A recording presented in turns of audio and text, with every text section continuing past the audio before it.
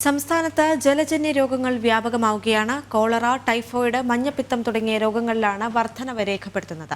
Juice കടകളിൽ ഉൾപ്പെടെ ഭക്ഷ്യസുരക്ഷാ വകുപ്പ് ഗുണനിലവാര പരിശോധന നടത്താത്തതാണ് രോഗങ്ങൾ വർദ്ധിക്കുന്നതിന് കാരണമെന്നാണ് ആരോഗ്യ വിദഗ്ധരുടെ വിലയിരുത്തൽ. ചൂട് കനത്തതോടെ സംസ്ഥാനത്ത് ജ്യൂസ് വിപണി വളരെ സജീവമാണ്.